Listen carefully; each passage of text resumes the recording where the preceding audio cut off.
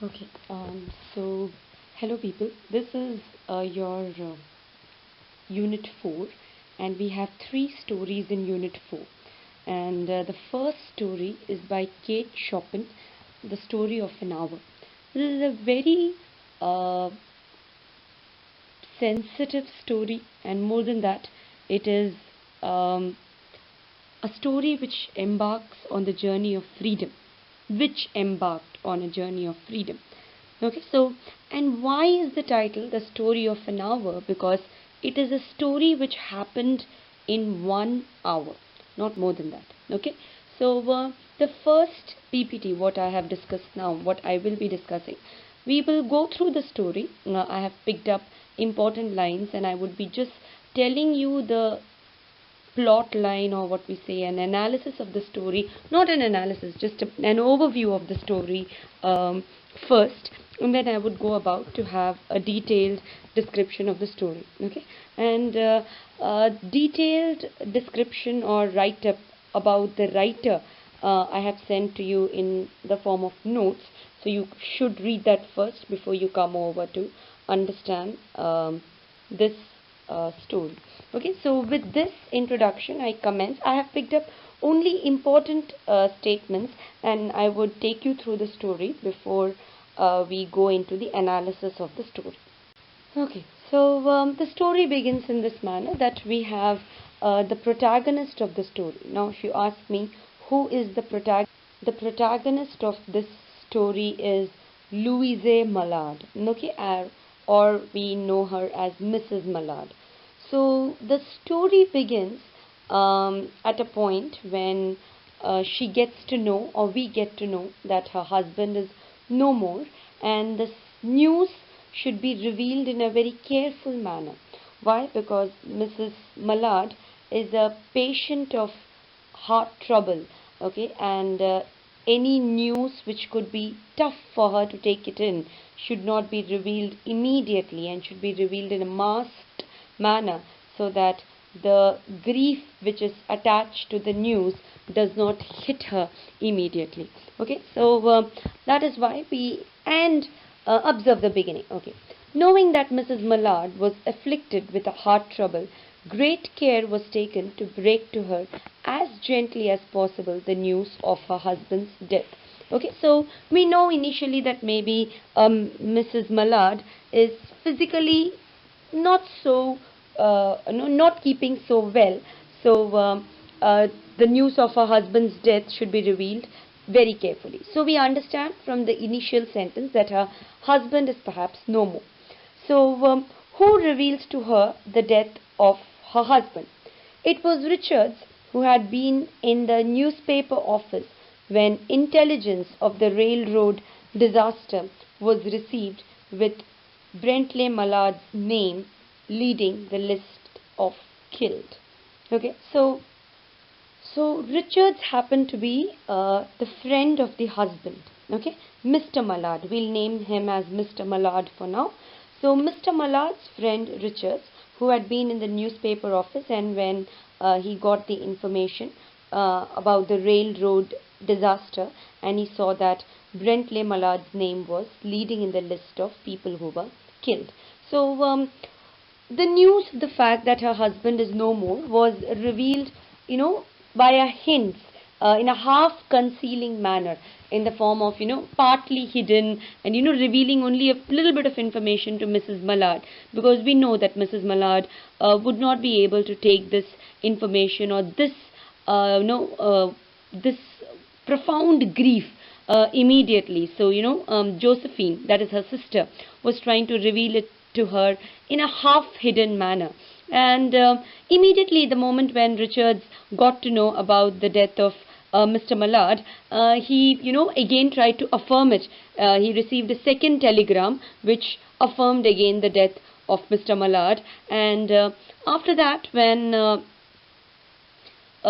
he got this information, he immediately ran to pass this information to his wife, that is Mr. Mallard's wife, and he did not want that any other person who is less careful or less sober or less sensitive would go about and break the news to Mrs. Mallard, because Mrs. Mallard for sure will not be able to take in the shock which comes in with this message. So he was very cautious of what would go in Mrs. Mallard's mind and heart when she receives this news. So he showed some amount of sensitivity and took charge of the situation, that he should be there to break the news and not anybody else.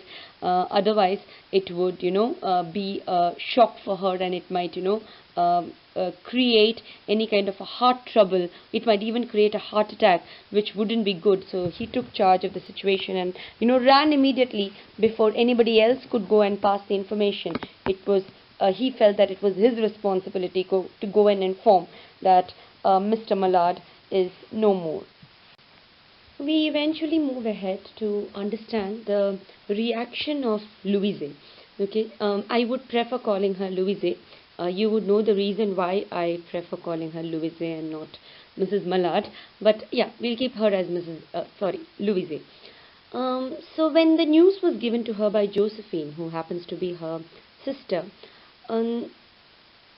usually when women receive the news of the death of their husband, there is a sense of shock.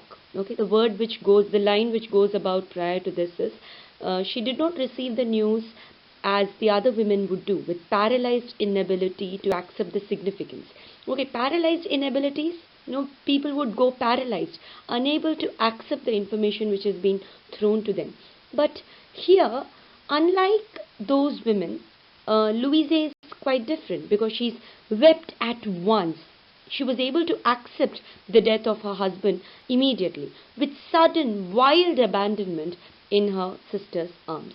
Okay, so when the storm of grief had spent itself, so when she had spent herself crying, spent herself in releasing her emotions, she went away to her room alone, and she made sure that nobody follows her. Perhaps she wanted to have some me time or alone time for herself. Now, why is this word wild abandonment here? Wild abandonment signifies that perhaps the sense of being abandoned and the intensity to that word is being lent by the word wild. Wild abandonment signifies an exalted sense of abandonment which is felt by Louise by the death of her husband.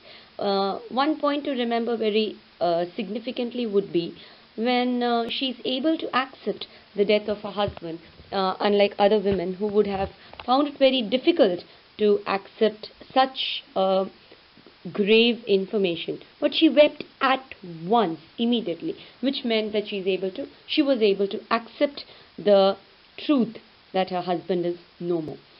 So when she goes to goes upstairs and she's all alone by herself, she comes across many revelations, and that is what makes the story of An Hour quite deep and quite revelatory. Okay, and at times I would say bold also. So so these happenings are taking place in the room upstairs, where she's all alone facing a window. So before I go ahead, like I told you, I have picked up only important lines to talk of in this slide, because you should have read the story. So I have picked up almost all the lines, but then if there is something left, I prefer to incorporate it in my audio. Now before this, there's a line. She goes ahead and she has spent herself crying. So she's physically exhausted. So her body is exhausted, having cried or wept so much. And now that exhaustion has reached to her soul. So she's so spent physically. She's become so weak because she's spent herself crying. So now even her soul is exhausted because she is spent herself in releasing the grief which came about with the news of the death of her husband. And she went and she sat on a chair, and she was still weeping. She was lying motionless, and still she was weeping, and she was weeping like a child. the child who is weeping and goes off to sleep, and it would mean that the child is even crying, sobbing in the dreams too. So that kind of analogy, or that kind of an imagery is given to us when she's, at times she would sob when the sob within her, or the tears within her, suppressed within her, would come to her throat. Then she would again begin sobbing. Okay, so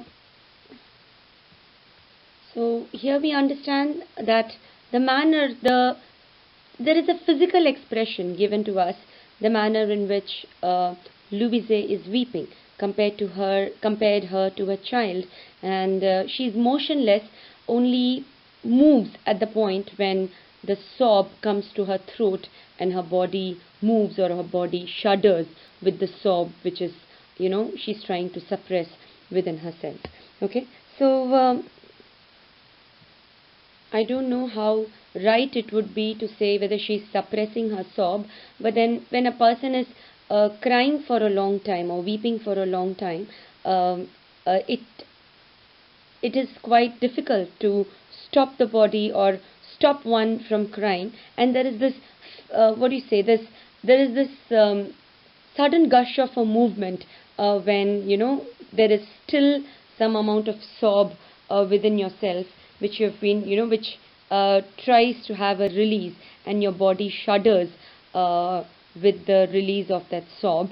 So you can understand that a frenzy or frantic movement of Louise when her body shudders with every sob, which could be even compared to a child which is gone to sleep and is perhaps even sobbing in the dreams. Okay, so when I talk about sob, and what description I have given to you is a very physical description to tell you how Mrs. Mallard, or rather Louise, is accepting or has taken in the information about the death of her husband, and she's sobbing, and how her body is shuddering and reacting to that news. Okay, so I have here given you a very physical description, and the tears, the manner in which she's crying, has been compared absolutely to a child. Now, so when she walks into the room, there is a window, there is an open window, and she observes from the window the tops of the trees that were all aquiver with the new spring life. Okay, aquiver which were trembling or moving with the new spring life. Okay, which we understand that perhaps it is spring season. The delicious breath of rain was in the air. The delicious breath of rain. Now, delicious is the smell of the rain is very lovely, and it is delicious is because because you have no other emotion in which you can express how the smell of a rain is. It is very delicious. Maybe it is very soothing. It is very aromatic. Okay, was in the air. In the street below, a peddler was crying his wares. Crying his wares is perhaps he's screaming or shouting, which gives us an information that he's perhaps selling something.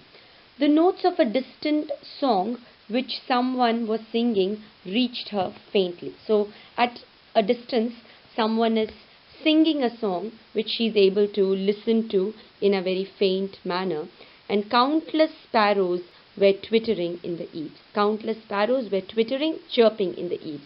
Now, what is eaves? Eaves is the overhanging roof which comes or which goes beyond the edge of the wall. Okay, beyond the edge of the wall, the overhanging roof is what is known as eaves. There were patches of blue sky showing here and there through the clouds that had met and piled one above the other. So clouds which met and piled one above the other. Okay, that is the significance, or as the line goes by. So when she is peeping out of the window, she is having a very natural imagery. She is observing.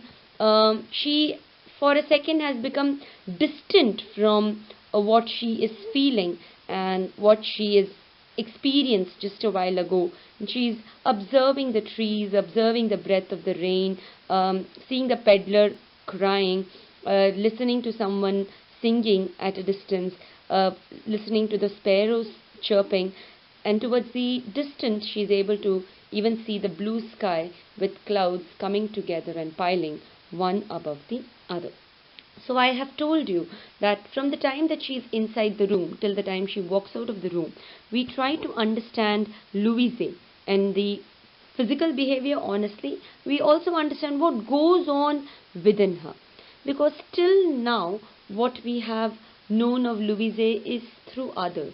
That is, when I tell you that she wept at once with sudden wild abandonment in her sister's arms, we are talking about her. Someone else is telling us about her. Okay, but we do not know exactly what Louise is feeling. Someone had judged, like Richards had judged, and Josephine in the beginning had judged, or I wouldn't say judged, had understood the fact that they should not reveal the information starkly, immediately in a very truthful manner without hiding anything to Louise, because she's a patient of heart trouble and wouldn't be able to take in this information so easily. So till now we have known of Louise from Josephine's eyes, from Richard's eyes, understanding how she wept in her sister's arms. But what is Louise feeling? That is very important for us to know, and that is what we will be deciphering in our, forthcoming slides. She was young, with a fair, calm face.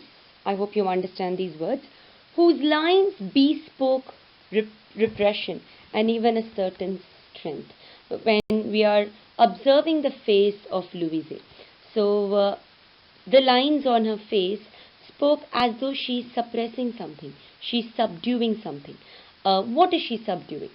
Till now, what you will understand is maybe she's subduing her tears, she's subduing her grief, she's suppressing her grief. Let that be, if that is what you understand, but soon you will know what is she repressing, and even a certain strength. And maybe is she trying to harbor some strength at this moment, that she needs to stay strong at this point of turmoil. We do not know, but we observe this on her face, that she's suppressing something and she has, a certain strength on her face. But now, there was a dull stare in her eyes, whose gaze was fixed away off yonder. Off yonder is, somewhere at a distance, on one of those patches of blue sky. So she was staring, okay, and her stare was quite dull. It was not intense. Maybe a weak stare, which was not curious, it was not intense, which was maybe quite passive. And her gaze was fixed far off on, in the yonder space, at the distance, on those patches of blue sky. It was not a glance of reflection. She was not reflecting on anything. She was not reflecting on the news which came to her. So it was not a glance of reflection of, the past or the present news. She's not reflecting upon anything in her life, but rather indicate a suspension of intelligent thought, but which indicated that for now she has suspended any intelligent thinking, or there were no active thoughts. Intelligent thoughts are any active thoughts running in her mind now. Her glance was quite passive. She was not reflecting on the news. She was not reflecting on the grief, or she wasn't even, she had suspended any intelligent thinking for a while. Okay, so her gaze was very passive. It was very dull. It was a gaze which was fixed. It was dull, fixed on a yonder space at a distance, on the blue patch of sky, and which did not tell what she was thinking of. She was not reflecting on the incidents. She was not thinking anything so significant. All intelligent thinking were suspended for a while.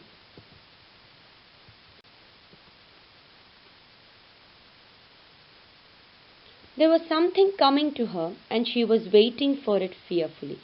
So there were some thoughts which were coming to her, and she was waiting for it. She was waiting for those revelations. She was waiting for it fearfully. Why fearfully? I would answer to her eventually. What was it? So what thoughts are coming to her? She's trying to understand herself. Now we are trying to understand Louise only through her. We are not trying to understand her from the eyes of Josephine. We are not understanding her from the eyes of Richards. We are observing that Louise is all by herself and looking into nature to give her some thought, uh, and maybe those thoughts are walking up to her and she's waiting for those thoughts in a very fearful manner. She did not know what those thoughts were. It was too subtle. Subtle, it was very difficult to grasp. It was very difficult for her to, understand what those thoughts are. Very delicate and elusive to name. Elusive, it's very difficult for her to capture what those thoughts are trying to communicate or trying to tell her. Okay, so now, so the scent of the rain, the swaying movement of the trees, the colors of the blue sky, the sound of the birds and the peddler who is crying to sell his wares, and the sound of the chirping birds and the person who is singing at a distance, they are all trying to communicate to her something, tell her something. What? But what? Um, Slowly she's understanding that, she's not understanding, but then, she's recognizing that there is something creeping and something which is trying to possess her completely.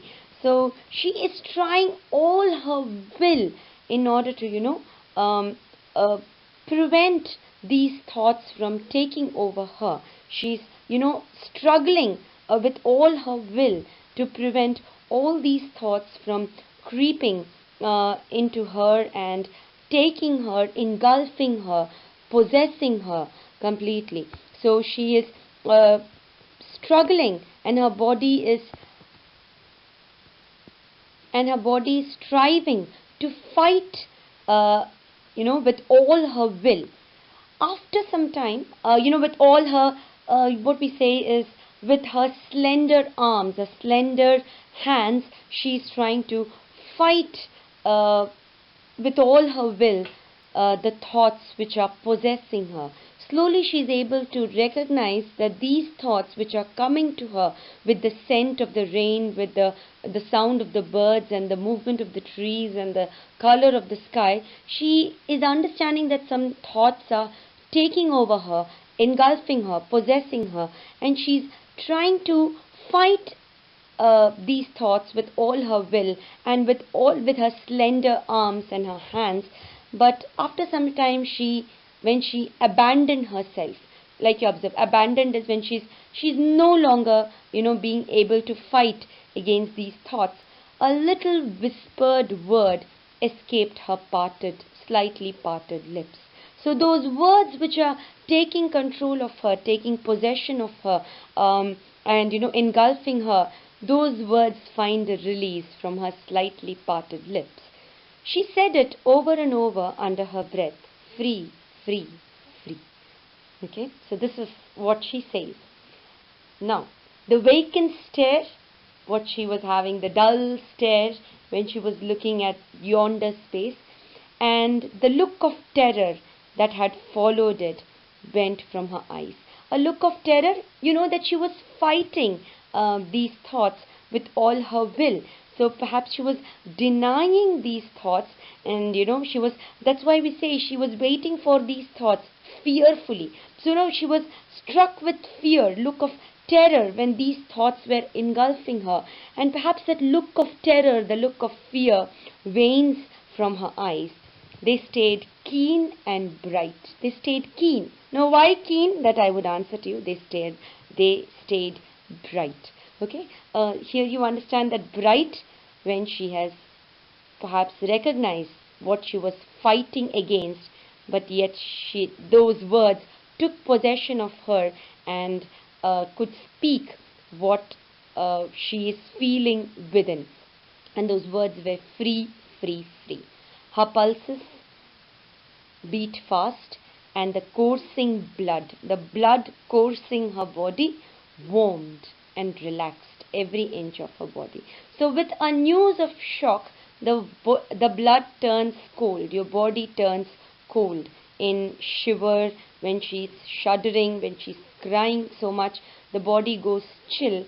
But now, quite a contrast, we observe that her body, the coursing blood, has warmed and relaxed every inch of her body. So her shuddering body, which when she was sobbing like a child, when she was shuddering in motion, that all those shudders have stopped and her body is relaxed and her blood is warm, because she's no longer in any fear, she's no longer shivering, she's no longer perhaps overpowered by the look of any terror, so her body is relaxed. Now observe. There is this very interesting line towards the beginning of this slide. She did not stop to ask if it were or were not a monstrous joy that held her.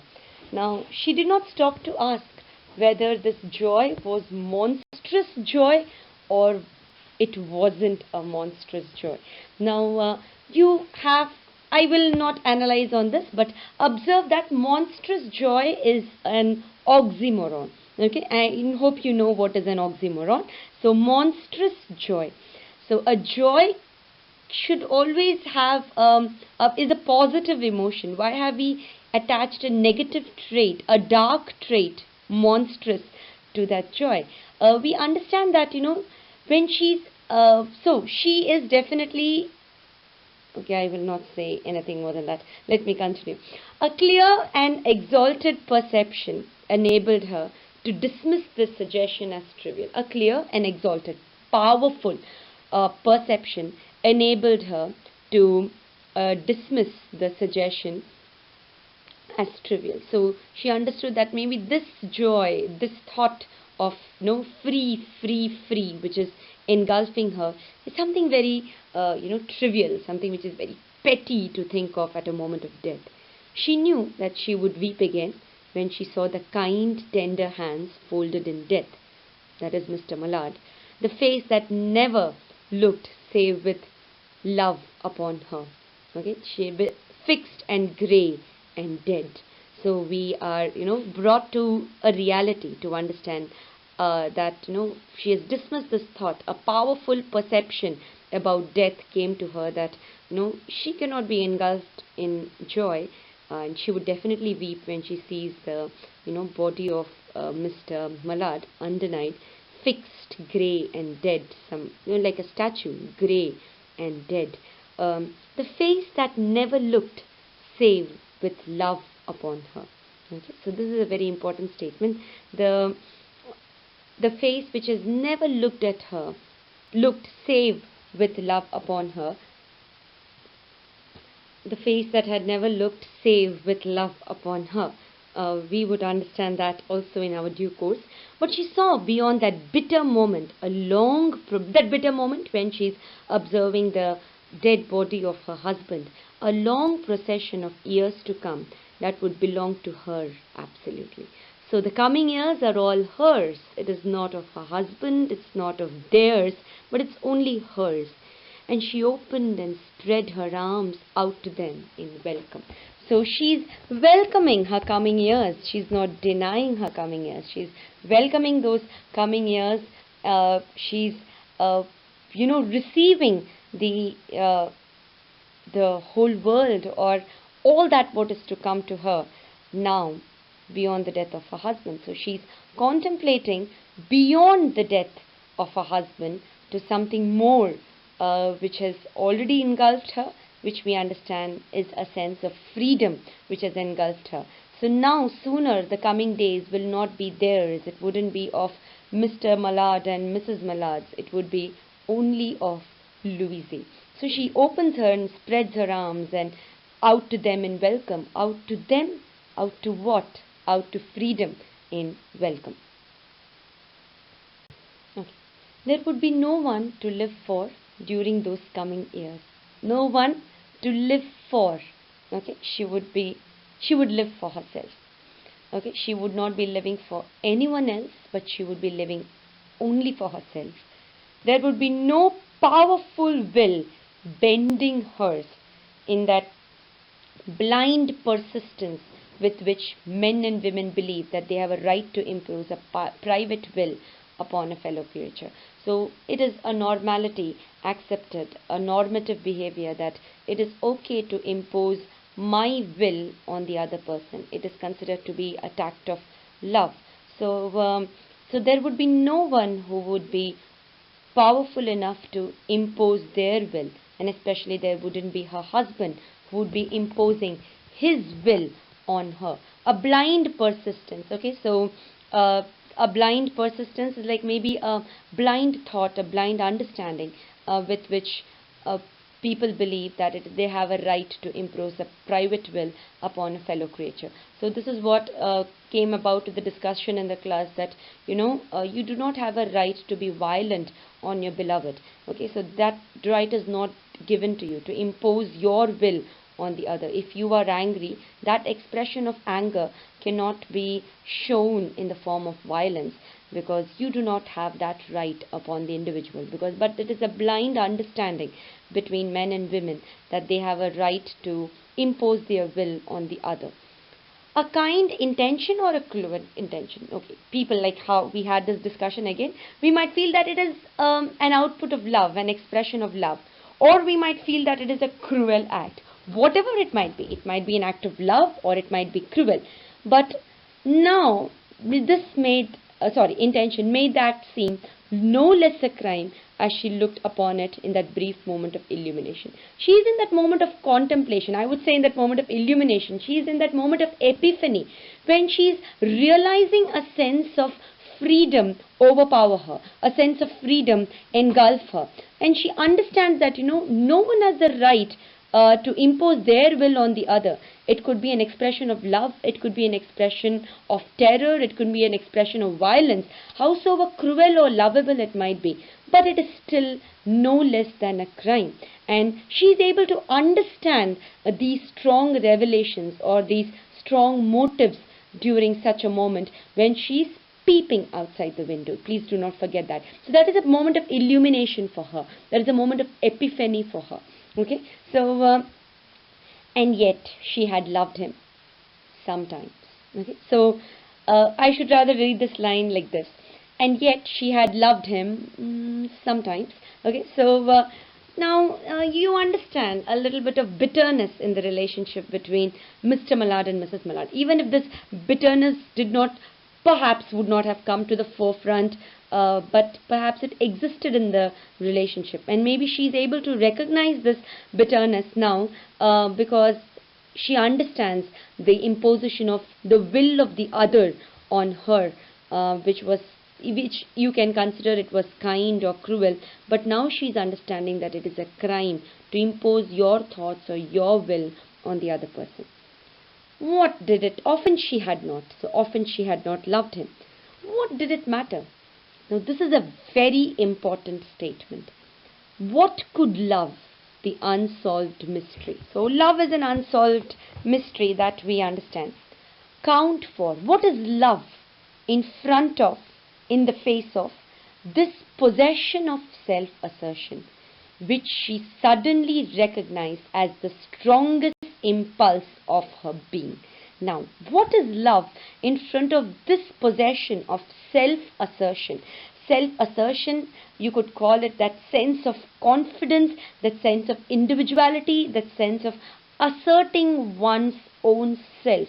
Okay, what is that in front, which she recognized as the strongest impulse of her body? Now, impulse word is not impulse how we use it in our one context, like I took that decision impulsively without giving much thought. That is known as impulse. But here impulse is used as a motion in physics. So I will say impulse is like a force. She suddenly understood that and recognized that this possession of self-assertion, this sudden sense of a confidence, this sudden sense in identity of herself, she is perhaps asserting herself, okay, giving a sense of belief to all that which has come to her. So now what has come to her? The thoughts which creeped to her. What was the thoughts? The thoughts which resonated freedom. Okay, so she understands this fact, she believes in this fact of free, free, free. Those were the words what you heard. So she's able, or she's giving belief, she's able to believe in this very strongly, confidently, forcefully. So she's self-asserting those thoughts. She's giving force. She's building confidence in those, and is trying to accept those thoughts which are engulfing her, which she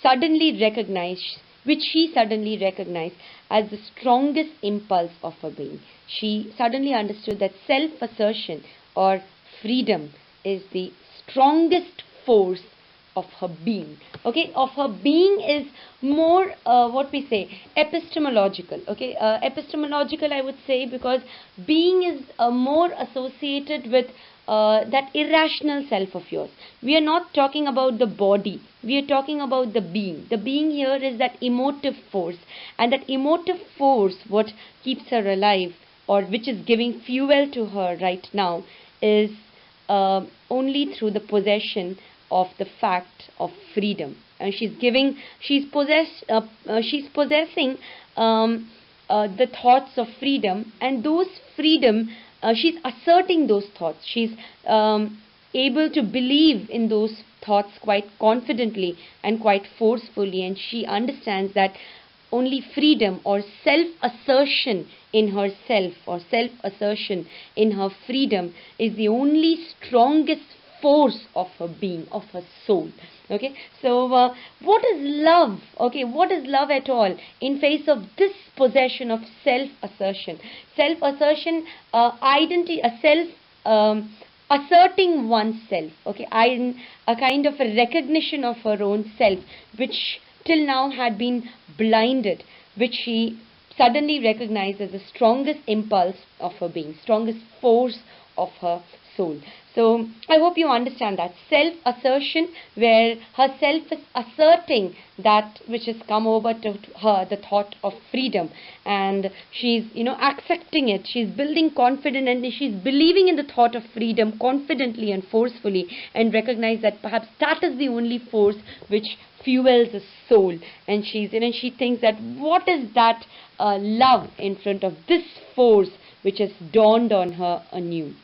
Free, body and soul free, she kept whispering. Her body and soul free. She's free of all chains of bondage. Okay, with her husband, she's free. Body and soul free, because maybe she felt that she was tied to her husband, because the husband was always imposing his will on her, which she considered that any kind intention or cruel intention which is associated with imposing your will on the other is no less than a crime. So now she's all free.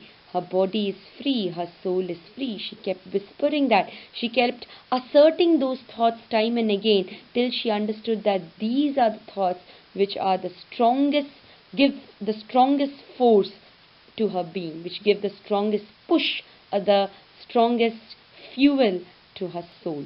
Okay, and love is nothing in front of this newly identified force within her, newly identified confidence and understanding of herself in a better light, which has been blinded till now. Okay, now we come to when she was lost in her own thinking, there was Josephine who was at the door and was asking her to open the door, saying that you would fall ill, Louise, so please open the door. And Louise shuns her and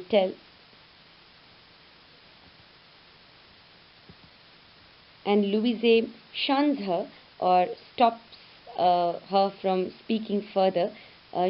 She's still locked up inside the room, and she says that please go away. And what was Louise busy doing? She was breathing in the elixir of life. She was breathing in the magical portion of life. Okay, till now perhaps she had lived life, but now she was breathing in life, in how the word denotes. She was living her life. Her fancy, you call it her imagination, was running riot along those days ahead of her. So it was like her imagination was has been left loose. It was rioting, and had already crept and gone beyond, thinking of the days ahead of her. Spring days, summer days, all sorts of days that would be her own, not their own, only her own. She breathed a quick prayer that life might be long. I mean, she felt that, oh my God, I'm going to have a long life. It was only yesterday she had thought with a shudder that life might be long. So it was yesterday she was thinking with a shiver or with a panic or with a sense of terror. My God, life is going to be so long. And now look at the prayer. Now it's like a sigh of relief. Now she's drinking in that freedom that life is going to be long. Okay, so you understand the sense of difference in how long her life is going to be from then, how she had thought of it, that life might be long, shuddering. Okay, how long should I go about with this? So this is life would continue in this very manner. It's going to be long. And now she is breathing in life, and she's saying that, life is going to be long. Spring days, summer days, all days are going to be hers. There was a feverish triumph in her eyes, and she carried herself unwittingly like a goddess of victory. Okay, unwittingly, which she did not make any effort, but she walked ahead like a goddess of victory. She opened the door and she clasped her sister's waist, and together they descended the stairs. Richard stood waiting for them at the bottom. So there was a feverish triumph. There was a frenetic excitement or energy in her eyes, and she carried herself unwittingly. I mean, she did not pose any effort to move like a goddess of victory. Okay, she has taken victory over the grief which had come over to her, and in peeping outside the window, she had such strong revelations, such deep, gross revelations, a sense of a monstrous joy, and she's somehow won over her thoughts, won over the grief. She opens the door as a victorious woman. You understand how she entered the door. She entered the door crying, sobbing. Her body was shuddering and shivering with the sobs. And now she has released all her grief, and now she's free, free of the sadness, free of tears, free from sobbing, free from the chains or which she felt she was bonded to her husband with. And now she's full of life, full of energy, full of excitement. Monstrous joy indeed. Now, before I move ahead to the next slide, because now she's walked out of the room. Okay, so till now in this slide, we were only pondering about a different turn in Louise. The women whom we identified as it would be very difficult for us to reveal the death of her husband, and look at her reveling in an excitement, in a joy, in a monstrous joy which has engulfed her with the death of her husband. So you observe the difference in both the women who entered the room and the women who has come out of the room. Okay, so and now Richard stood waiting for them at the bottom, waiting for the climax. Brentley Mallard stood amazed at Josephine's piercing cry, at Richard's quick motion to screen him. The delicious breath of rain. I was discussing this when I was telling you the plot line as well. Is both an olfactory and gustatory image, evoking the smell or taste of rain in the air. So olfactory, something which caters to the sense of smell; gustatory, which caters to the sense of taste. The countless sparrows twittering is an auditory image, auditory catering to the sense of hearing. And the patches of blue sky showing through the clouds are visual, catering to the sense of the eyes, the sense to be able to see. All of these examples of imagery suggest a moment of positive change. All of these images of imagery suggest a moment of positive change. Okay, so these images outside the window are quite in contrast with the images what Louise has just surpassed and come to the room. So all these examples of imagery suggest a moment of positive change that seems at odds with the news Louise has just received. Okay, so what is the news she has received? That is regarding the death of the husband. So this really feels quite new, and it feels quite different, quite contrasting from the mood which she should be lingering in, that the images what are coming are not dark and the images are not negative, but rather they are an image of positivity. Okay, so this is what we understand, that the open window is perhaps to reveal to us a new Louise, or a distinct Louise, which perhaps we have not known. What we have known of Louise is someone who is who wouldn't be able to tolerate the death of the husband. But here she has emerged victorious from the death of her husband, and the images outside the window are not anything which are related to death, but something which relate more positive, more promising of the future which is to arrive with the death of her husband. Now, and when she ponders the sky, she feels the first hints of elation. True, when she is looking at the sky, when her dull stare is fixed in the yonder, and when she is not reflecting on anything, and she has suspended all intelligent thinking, she feels that some thoughts are crawling up to her, and now she's denying those thoughts. She's trying to beat against those thoughts with all her will, but these are the first hints of elation. Once she fully indulges in this excitement, when she finally gives up and she allows these thoughts to overpower her, engulf her completely, then she observes that the open window is providing her with life itself. The open window is providing another picture of life which is beyond the grief. Okay, she's able to grieve the death of her husband physically. When his body is there in front of her, she would definitely grieve his death, but she's looking at his the more positive aspect of this death. She's relieved of the clutches of her husband. She's free from the chains of marriage, and she has a life which she's to live only for herself. Now she's to not live for any other person. So that is what is the promise, what is coming from this window. It is promising her with life itself. So when the sister Josephine is knocking at her door and is worried, what is Louise doing? Louise is like, oh, please go away. And what is she doing? She's breathing the elixir of life and not doing anything quite contrasting to what Josephine must have been pondering. So now, Josephine was thinking that she's going to go into ill health because she is, weeping a lot, and she's going to spoil her health. And look at this lady. She has a gush of, blood, a sudden gush of blood, and her, what was the other thing? Her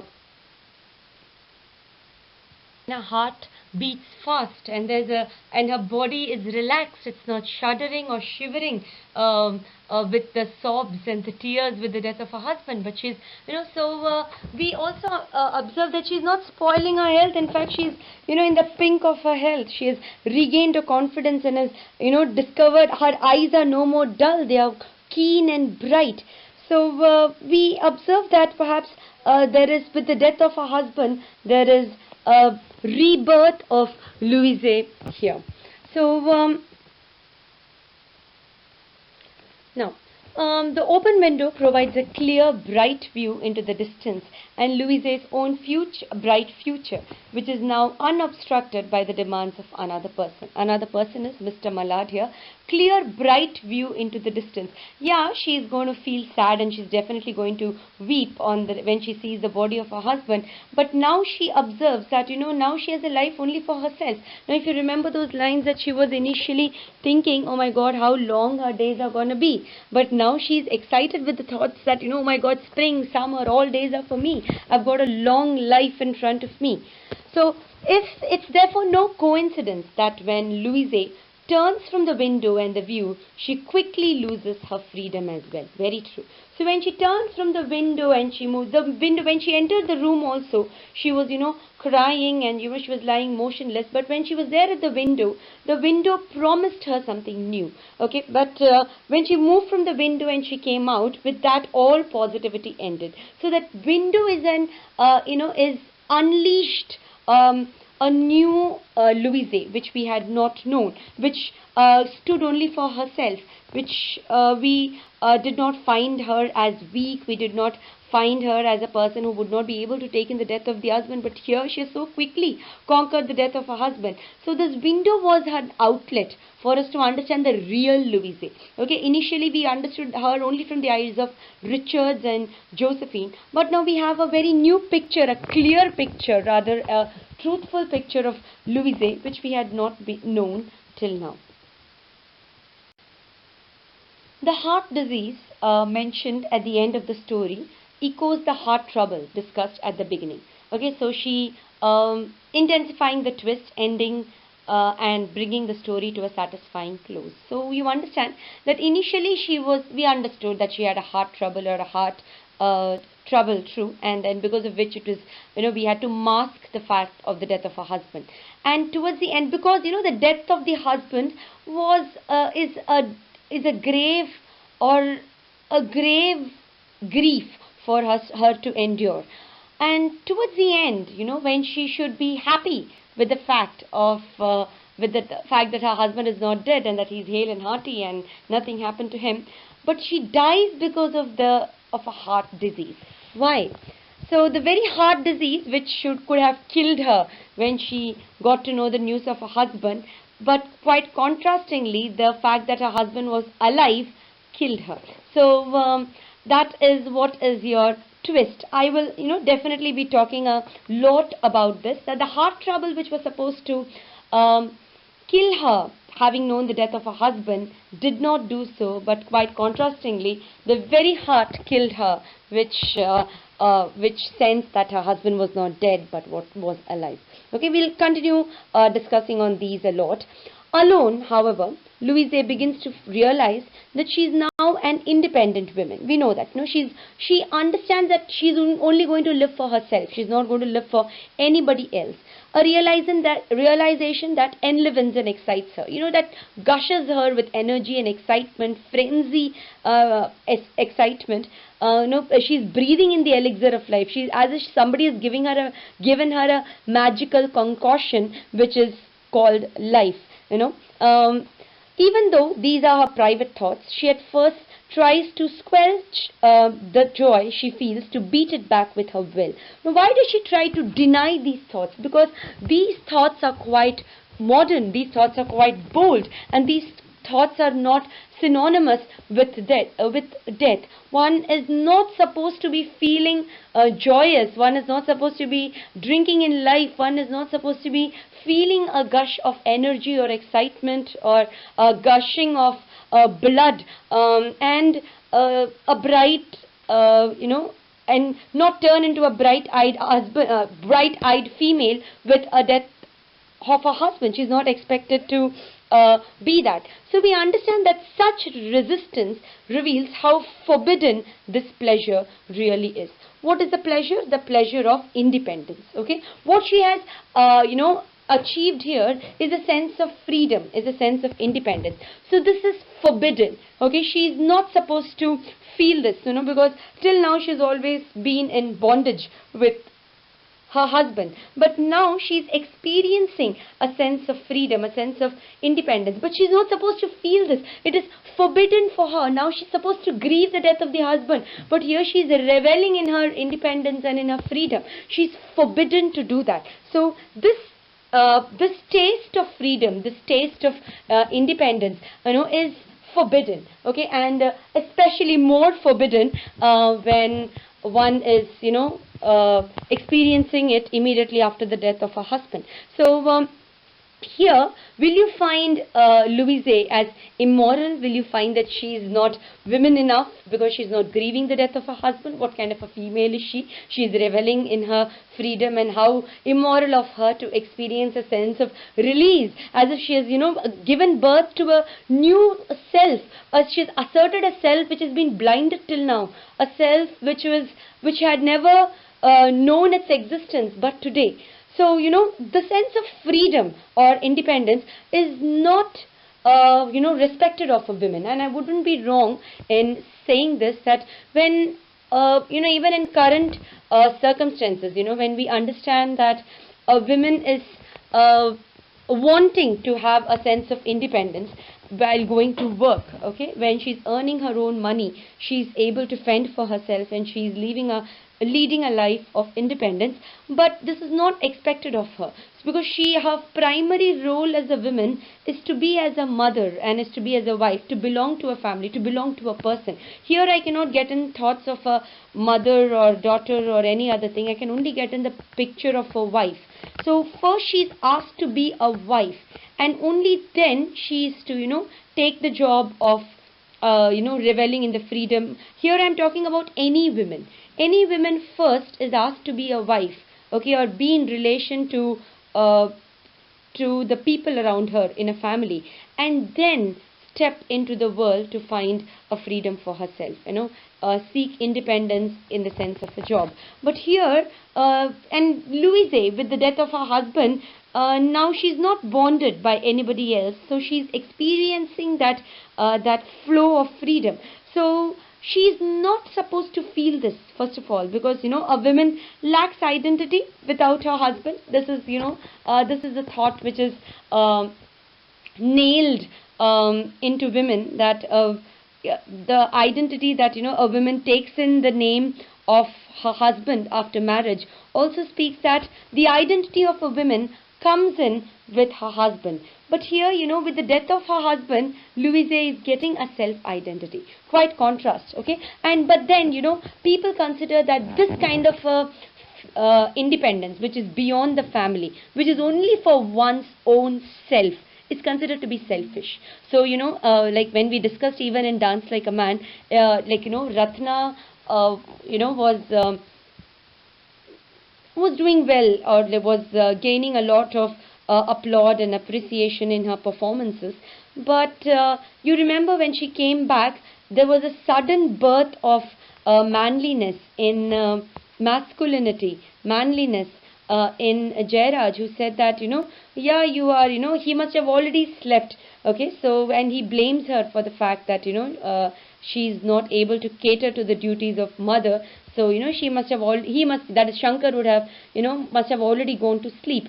So, here also, when a woman is, trying to win in a world which is considered to be typically for men, then she is somehow considered to be selfish for herself, because it feels that she has neglected her home. And I told you, a woman can be successful wherever she can, be in a man's world also, but she should not, she should first excel in her feminine world, that is in the world of kitchen. So coming back here in this perspective, as a woman, as a feminine woman in gender and in sex, first Louise is supposed to weep that, a sense of dependence has been lost, because a woman tends to depend on the husband. But here, contrastingly, she's reveling, experiencing a sense of freedom, experiencing a sense of a release, and she's able to identify herself in a better light through her death of her husband. She's no more pitying herself. Instead, she has emerged victorious of that situation. So, independence in a woman is considered to be selfish when she's asking for it beyond the family confines. Okay, so here she's reveling in that independence when she no more has her husband. But that is why this is known as a monstrous joy, because this kind of a joy is vicious, because she's not being happy at the death of her husband. So this is not accepted, that too immediately after the death of her husband. So a person should be grieving, and there is a sense of joy enveloping her. I mean, what kind of a wife is she who is not able to grieve for the death of her husband? Louise's epiphany, in which these thoughts parade through her mind, reveals the inherent oppressiveness of all marriages, which by their nature rob people of their independence. Okay, when she says that, the man and a woman in a marriage, or I should say in the institution of marriage, believe that it is very normative for one to exert will or on the other. So here we do not know what kind of a will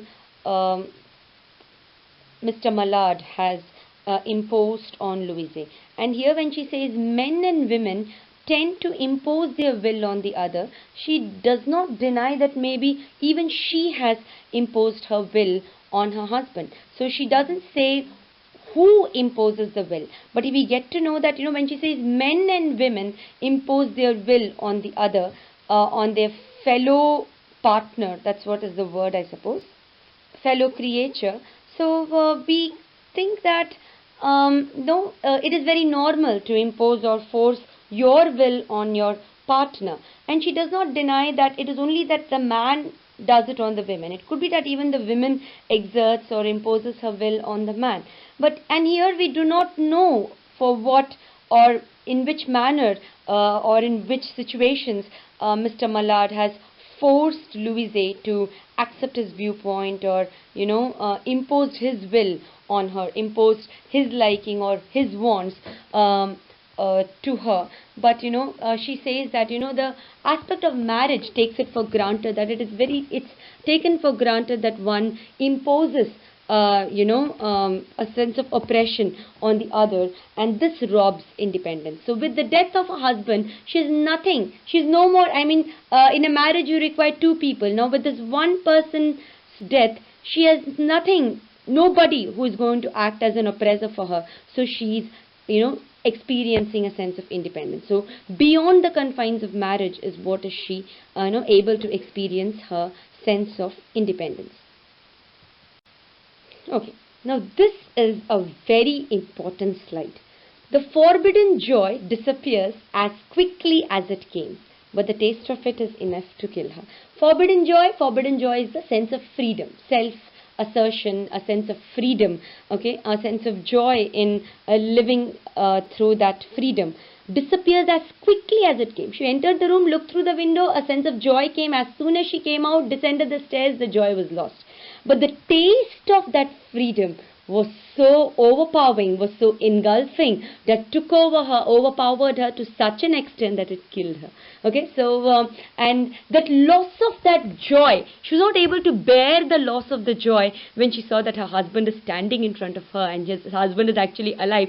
That loss of the joy killed her. That loss of that independence killed her. Okay, maybe it was killing her within earlier, but now when she has tasted it, she's not able to go back to her previous life, where she has to, put back the self which is, just birthed now. So now that sense that she has to drop that self, maybe she don't have this much of time to even contemplate, but the very fact that the joy is lost, the joy was just an illusion, the joy was a fancy which was rioting her, everything is just now suspended now, and that killed her. So the taste of that freedom was so overpowering, so engulfing, so elating, powerful, forceful, that it killed her.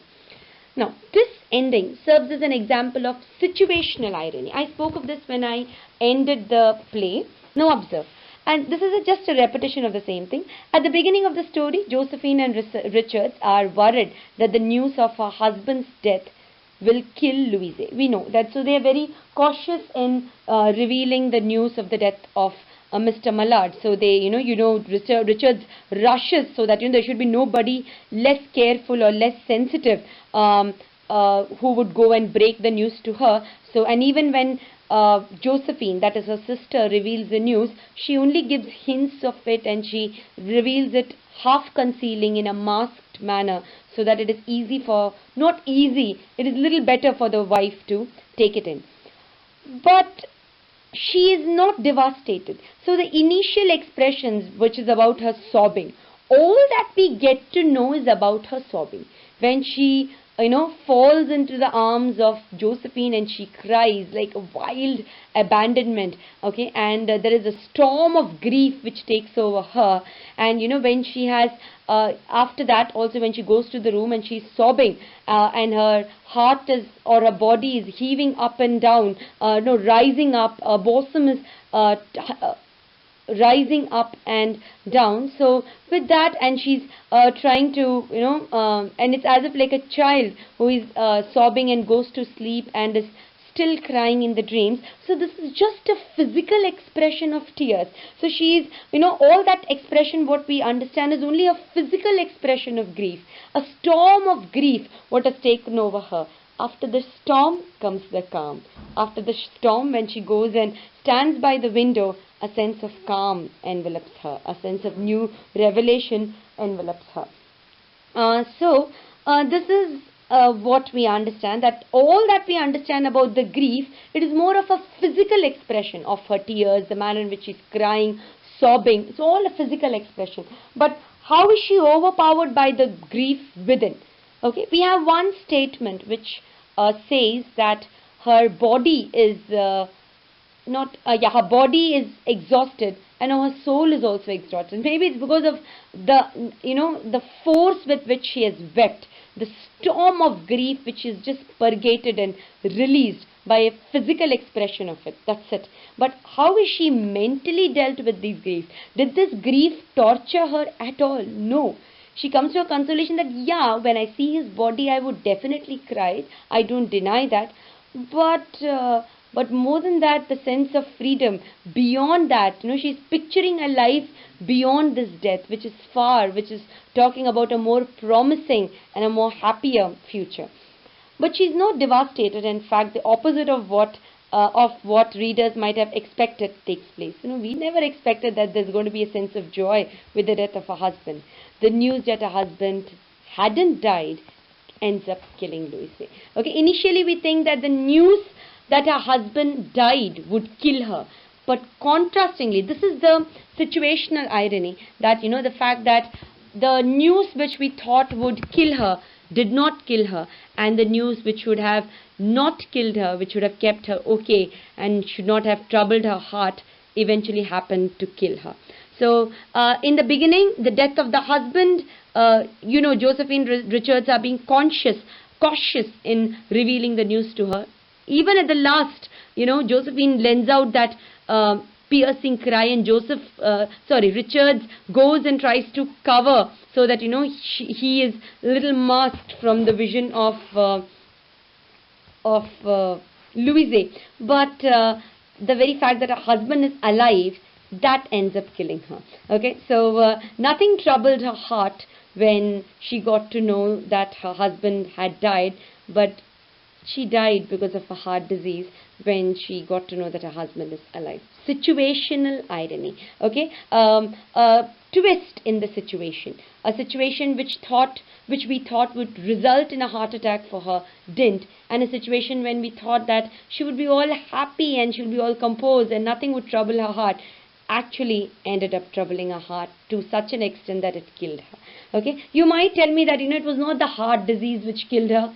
It could be the joy which disappeared, that killed her. All explanations are valid. Okay, for the readers, the superficial, peripheral readers, for them it will be that the heart disease, the heart attack, she was not able to, contain the joy that her husband is back as much. Very similar, when an elevated sense of grief and an elevated sense of joy is difficult for a heart patient to fathom, okay, or understand.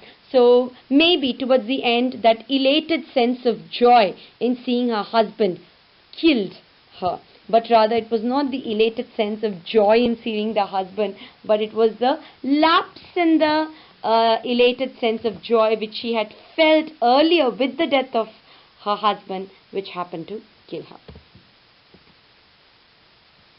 Okay. This ending also contains an example of dramatic irony. What is dramatic irony? Something which is revealed to the audience, which the audience knows but the characters do not know. The audience know about the protagonist, in the story, but then it is usually a dramatic irony is an element of drama, so which the audience know and which the protagonist knows, but the other characters are unaware of. Very important statement. Again, I have resonated this thought in the previous slide, but here it's there explicitly. The doctors believe that Louise has died of joy, but she was so happily surprised by the arrival of her husband that she had a heart attack. I told you, people would think that an elated sense of grief would have given her a heart attack as much as an elated sense of joy. The elated sense of joy gave her a heart attack and she died. Elated sense of joy in seeing her husband is what killed her. I hope you understand that, okay? That an elated sense of happiness and an elated sense of sadness is always dangerous for a heart patient. Always. Okay, and this is an accepted truth, universally accepted truth. And here this elated sense of joy and happiness, maybe she was not able to contain the fact that her husband is back, and all her grief is now going to be set right, because it was all in vain that she had wept a lot and the storm had engulfed her. Nothing, now her husband is back, she should have been happy, but then that happiness engulfed her so much that it killed her. However, readers know, that we audience know, that Louise's surprise is not joyful. So, in fact, the death of the husband was joyful, and that did not kill her. And the sense of, shock or what she experienced, or the sense of joy what disappeared with the coming of her husband is what, sent her to death. So, we'll read through these lines and then I would explain to you. Having just been set free by his supposed death, she's been set free. You free, she whispers that. The shock of her husband's return and the return to the status quo of being that wife of an oppressor, again being bound in the turmoils of marriage, kills her. So, the very fact, so earlier we identified that when she is dead, she'll not be able to take in the shock that she has nobody, she's nobody to depend on, and that's the reason why she would be weeping a lot and she would end up spoiling her health. But here, the death is not because of the joy. Maybe it's because of the lapse of that joy, lapse of that victory, lapse of that clarity, freedom, all that what she has experienced, everything comes back. The joy what she experienced with the help of her husband, the joy in her independence, in her freedom, that is gone with the return of her husband. The sense of freedom, the birth what she had given to a new Louise, that is lost with her death of her husband, with the coming back of her husband. And so she's going to go back to the very same state, so that she is not able to accept. She has shed that identity of hers and built a new identity, and now it is very difficult to wear those very same clothes of identity yet again. So this kills her. Since readers know this but the other characters do not, this is an example of dramatic irony. This irony shows that Louise has died misunderstood by the people around her. That is the purpose of a dramatic irony, something which the audience understands, but audience and the protagonist understand, but the other characters are bereft of this understanding. So, so this is a dramatic irony, a twist in the tale, that the death is not because she's not able to contain that her husband is back, but in fact she's not able to contain the lapse of the joy and freedom what she has just experienced from the window, taking cues from the nature which built her, which tried to communicate her, gave in to her feelings which she was trying to deny, and created the new Louise. It's difficult for her to go back to that, and that was a sense of shock that her husband is not dead, and she's been perhaps all that what she has felt and undergone, and she has created of herself now, the new person that she's become, having left the room, is ceasing to exist. Okay. Now, so that's the reason why she's not able to contain that shock, contain the fact that her joy is no more, her freedom is no more, and she dies. Okay. So this is what we have. Okay. In the late 19th century, most doctors were men. Understood. Notice how these doctors draw exactly the wrong conclusion. that Louise was so in love with and dependent on her husband that the surprise of his arrival killed her. Yeah, this is what the everybody apart from the audience and the readers understand. The doctors make a sexist and a false assumption about Louise. True, it's not that she's died because she's not able to contain the joy of her husband, which we, the audience, know of. And this is a sexist remark because the complete devotion to her husband is what killed her. It's sexist because the same devotion would not necessarily be assumed of men, because usually in a normative setup, it is usually understood that a woman is more devoted to the husband when compared to the man himself.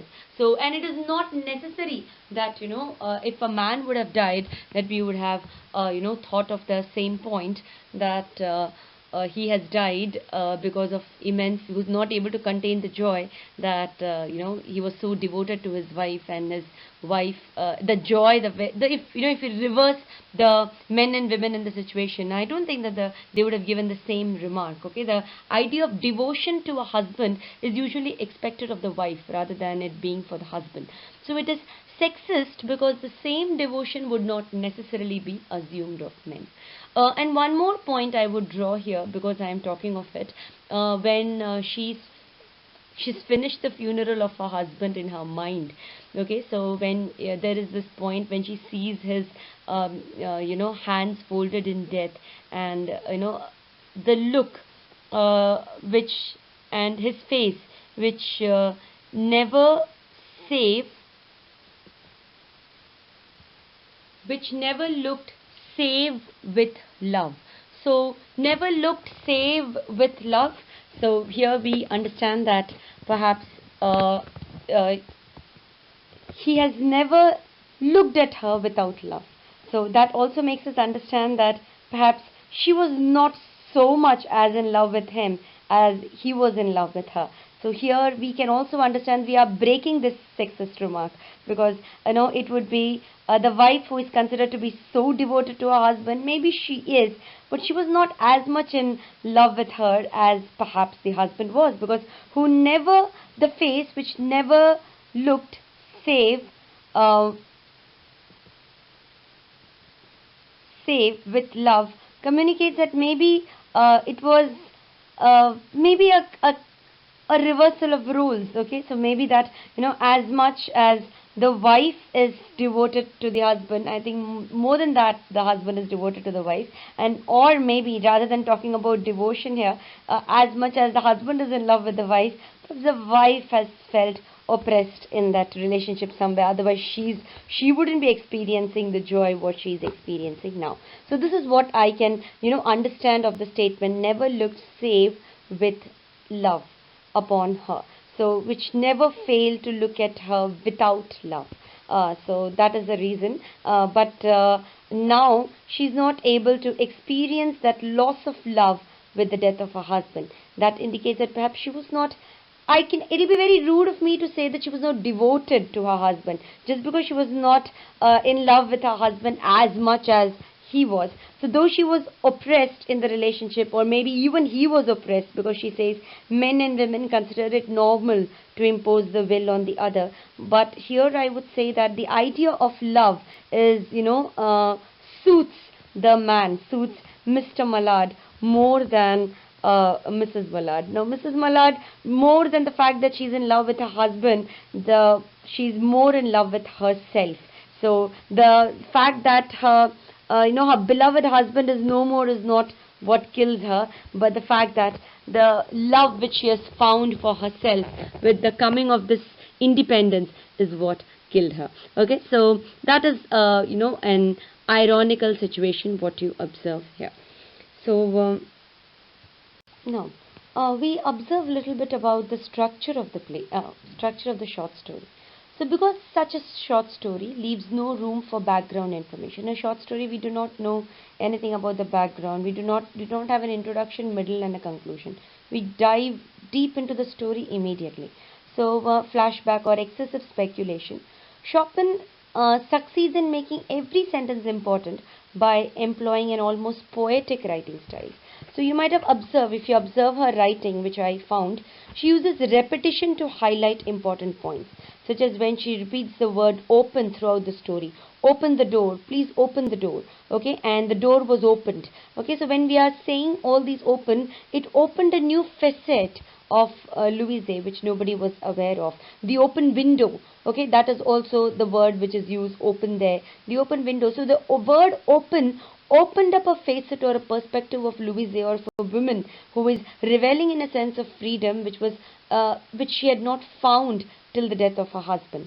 And yeah, throughout the story, to emphasize the freedom of Louise's life, and she has Louise repeat the word free over and over again as well.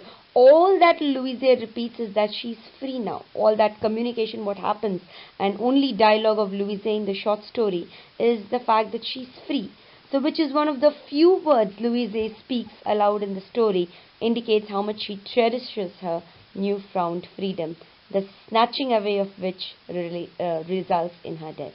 So, the words open, free, the idea of nature communicating to her freedom, all this suggests that she is, basking in the glory of her newfound freedom, in the found which has the world which has opened a new perspective and a facet of her beyond the death, or beyond the fact that she's going to grieve for the death of her husband. The world has revealed to her a new facet of herself, and she's unable to contain the loss of it towards the end, which results in her death. Besides repeating words, Chopin also repeats phrases and sentence structures to highlight important points. Now, this was a very beautiful sentence structure. Observe. She breathed a quick prayer that life might be long. Okay? That she's like, oh my God, I'm going to live a long life. The very fact that now she's free and she has a whole life in front of her. It was only yesterday that she had thought with a shudder that life might be long. The identical phrasing of life might be long, the very same phrase is repeated again. That life might be long is repeated.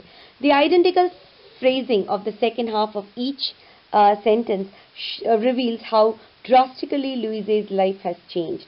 She once shuddered at the thought of a long life, and now she prays for it. Okay, so now she breathed a quick prayer that, she's thankful, and she's, perhaps in gratitude for the long life what has been given to her. But it was just yesterday when she was, thinking with a sigh that, that she has a long life ahead.